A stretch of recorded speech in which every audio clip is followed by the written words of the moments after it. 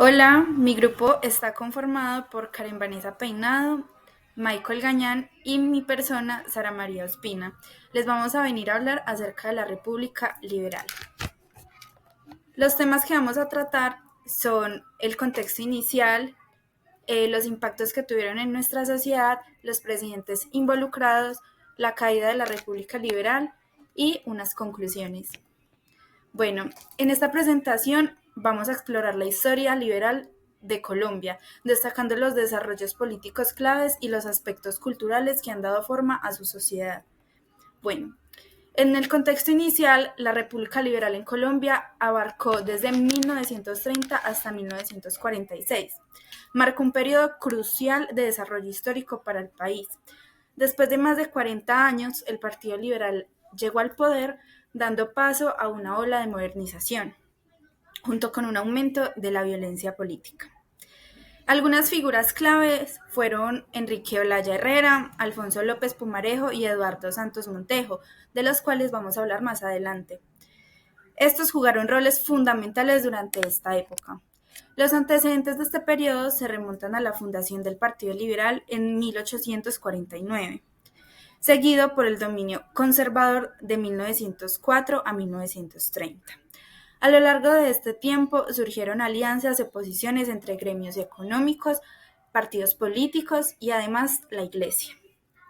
Bueno, algunos impactos que tuvieron en nuestra sociedad fue que para Colombia la permanencia de los liberales trajo procesos de modernización del Estado, claves para la inserción de la industria colombiana en el mercado mundial y en el plano social.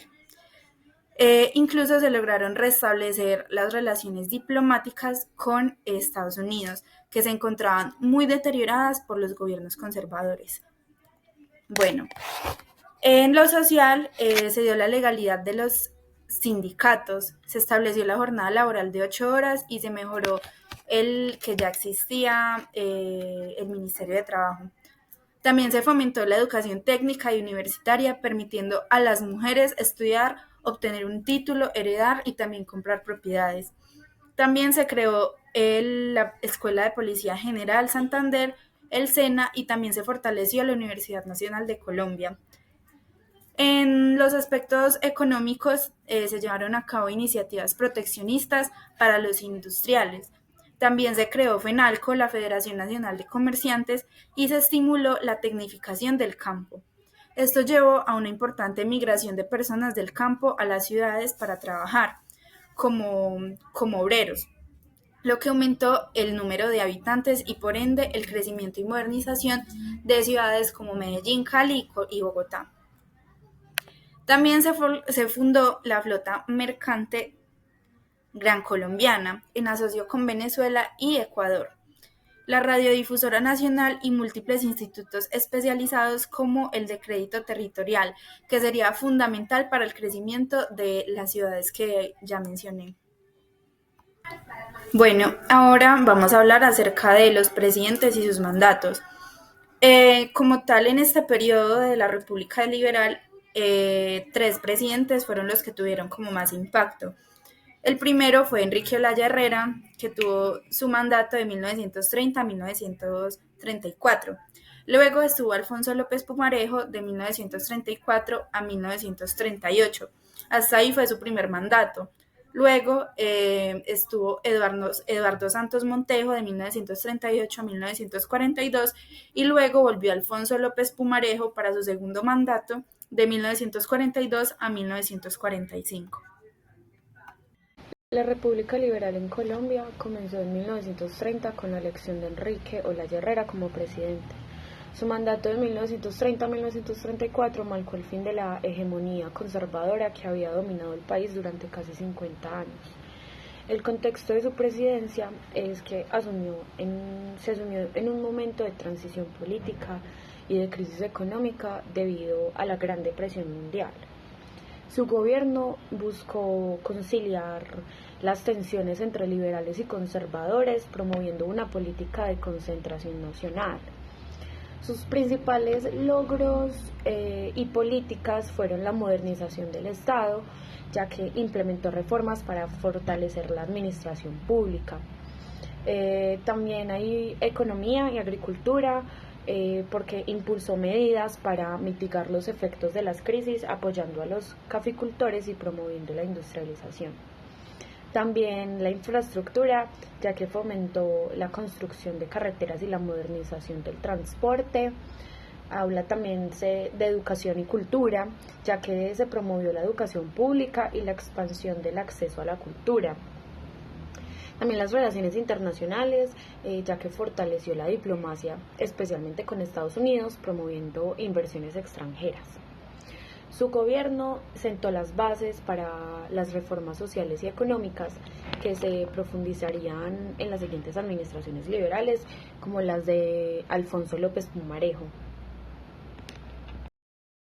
Buenos días, mi nombre es Michael Gañán y les voy a hablar acerca del presidente Alfonso López Pumarejo, quien fue un importante empresario y político colombiano durante la modernización de nuestro país en el siglo XX, y que también fuese presidente durante 2 periodos electos no consecutivos, durante los años 1934 a 1938 y 1942 a 1945 respectivamente.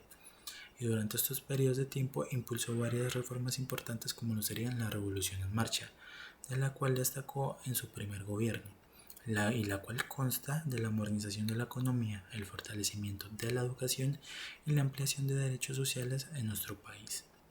Todo esto durante el marco de la llamada República Liberal, que constó aproximadamente de entre los años 1930 a 1946.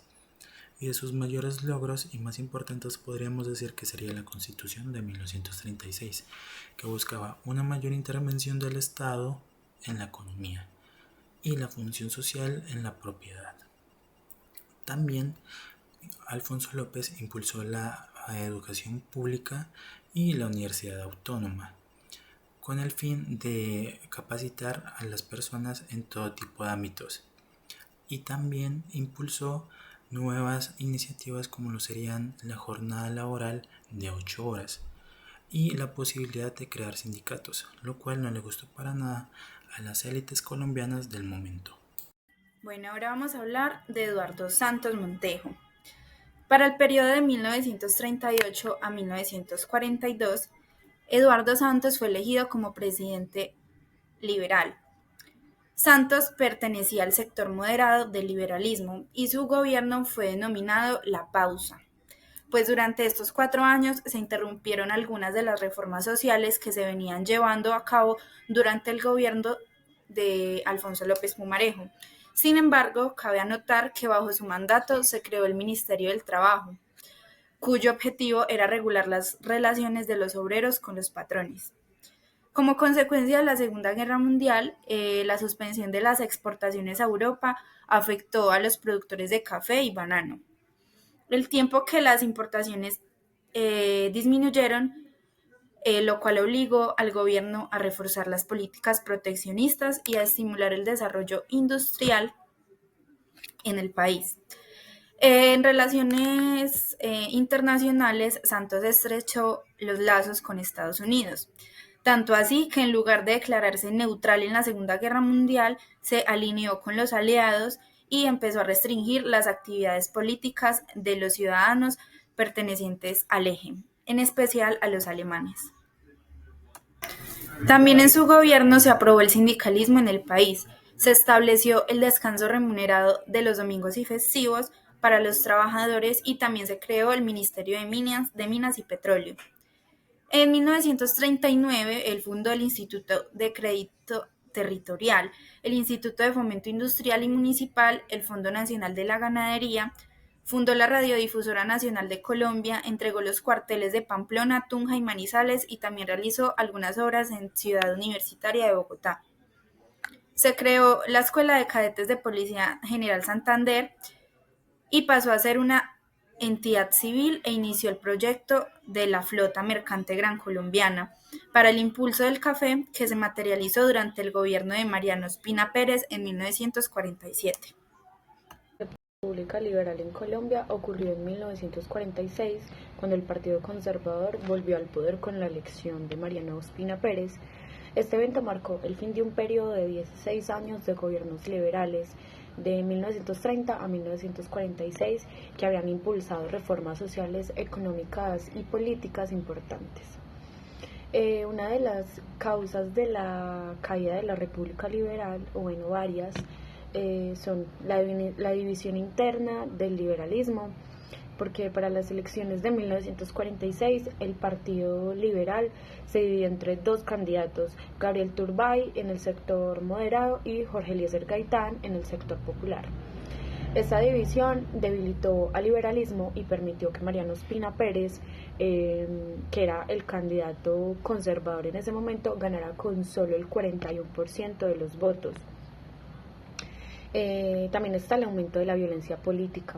Durante los años 40, la tensión entre liberales y conservadores creció, dando inicio a un periodo conocido como la violencia. El asesinato de Jorge Eliezer Gaitán en 1948 desató el Bogotazo, que fue un levantamiento popular que marcó el deterioro del orden liberal y el ascenso de un régimen más autoritario.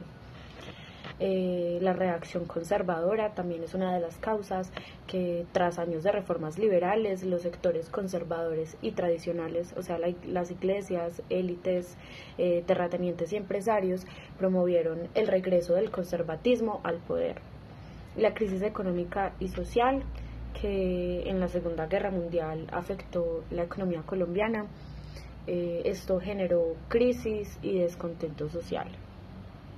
También está la creciente desigualdad y la falta de soluciones radicales que debilitó la confianza en los gobiernos liberales.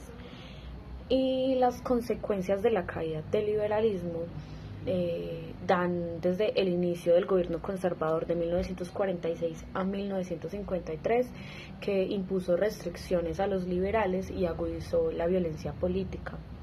La violencia en 1946 a 1958, que fue una guerra civil no declarada entre liberales y conservadores, que dejó más de 200.000 muertos. El golpe de estado de Gustavo Rojas Pinilla en 1953 también, quien estableció una dictadura militar como respuesta al caos. A pesar de su caída en 1946, el Partido Liberal siguió siendo una fuerza importante en la política colombiana y participó en la creación del Frente Nacional en 1958, un pacto con los conservadores para alternarse al poder y poner fin a la violencia. Y en conclusión, a pesar de los avances de la República Liberal, también hubieron muchas dificultades, debido a que las reformas del presidente encontraron una fuerte oposición de los conservadores en su momento, de los terratenientes y algunos empresarios que temían perder poder político en su momento. Además de que en el mismo Partido Liberal hubieron divisiones que debilitaron su gobierno, y otros factores como la Segunda Guerra Mundial afectó la economía y aumentó la incertidumbre en el país. Y pues varios de estos factores afectaron que en 1946 volvieran al poder con Mariano Ospina Pérez. Y aún así, pues las reformas de López dejaron una huella importante debido a que eso impulsó la modernización del Estado, la educación y los derechos laborales de los ciudadanos en Colombia. Y pues los conflictos políticos de la época también contribuyeron a la violencia que Colombia vivía en su momento, en las décadas siguientes. Pero en sí, todo esto contribuyó positivamente al país.